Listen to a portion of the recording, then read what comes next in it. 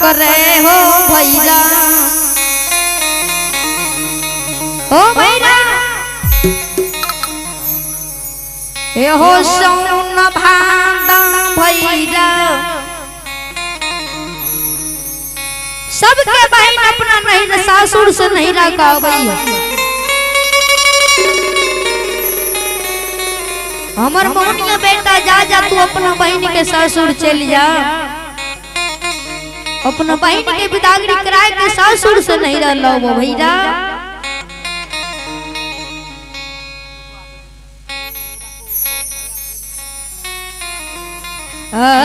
हो जा हो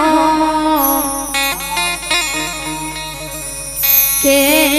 राजा हो वो भाई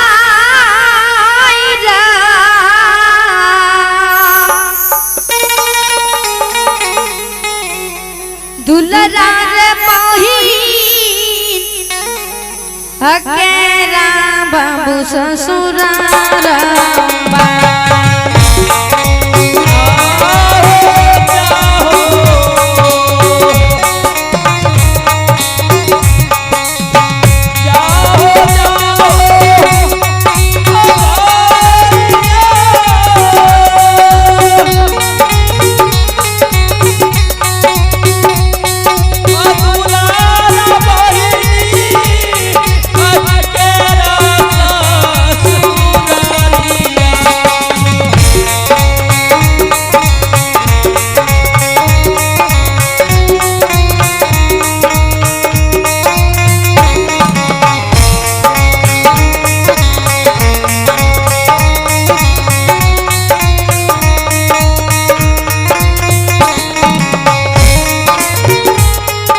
भगवान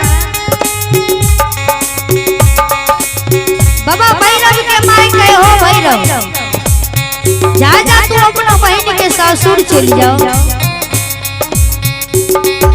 सरकार भैरव बाबा माई के बोल सुनिए कहिए ये माँ हम बहन के सासुर नहीं जेबो माँ आगे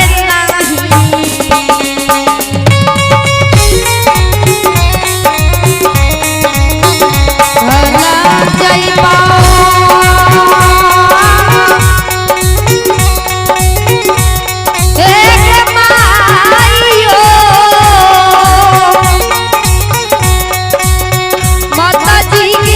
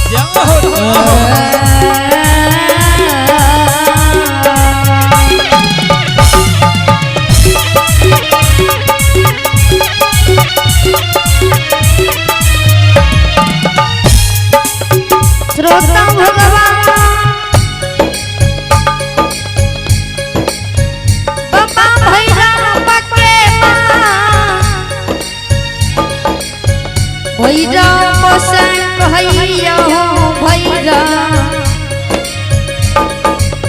ओ भैरा की तोरा घट गेला जे तू कहै छ माय हम बहिन के सासुर नहीं जेबो। बाबा भैरव कहै छै गे माय अगर ई बात तू हमरा पूछै छी त माय हमरा बहुत कुछ के कमी है। क्या हो बाबा भैरव कहिया माँ बुढ़िया माय कहे हो भैरव जे चीज तोरा कमी छ तू बोल ना तोरा सब कुछ पूरा करब। सरकार बाबा भैरव कहिया माँ आगे पैरा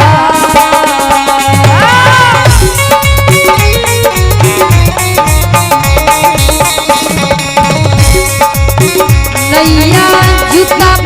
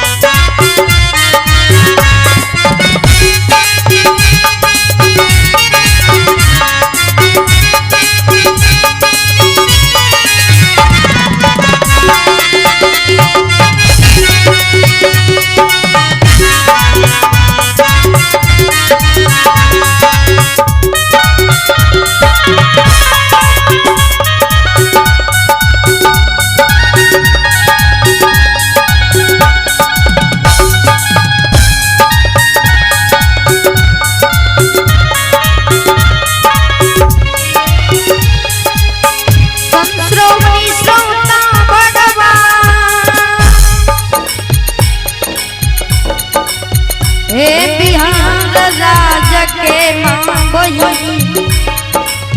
बाबू भैया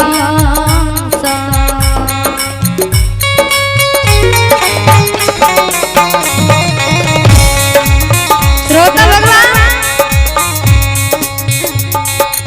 बाबा भैरव के माँ कहिया हो बेटा तोरा पैर में जूता नहीं छ देह में कमीज नहीं छ तोरो पैर में जूता देबो देह में कमीज देबो तब तो तुझे भी कल के हाँ मैं तब चल जेबो।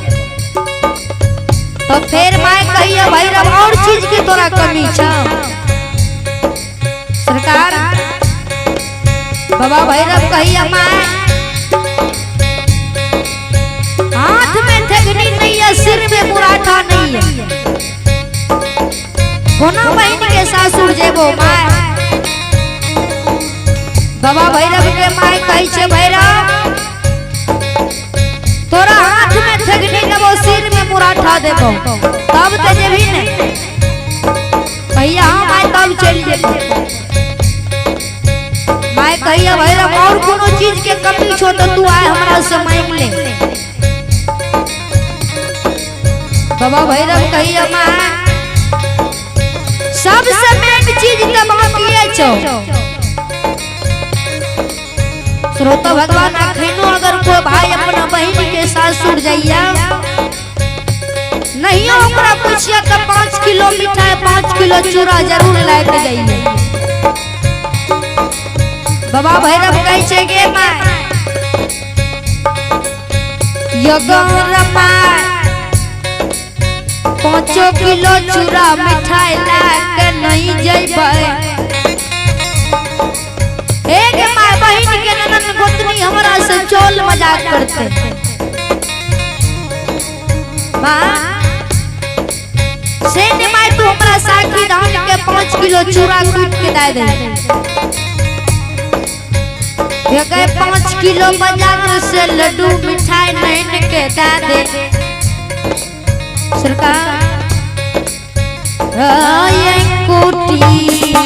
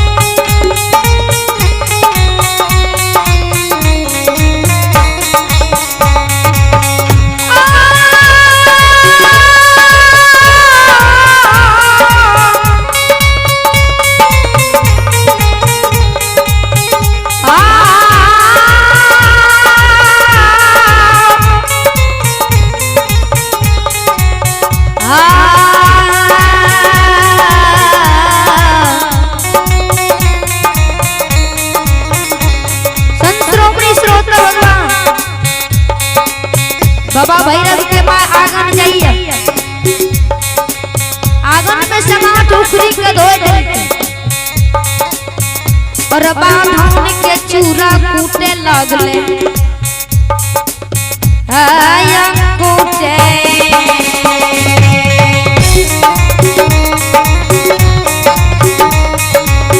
लगले कूटे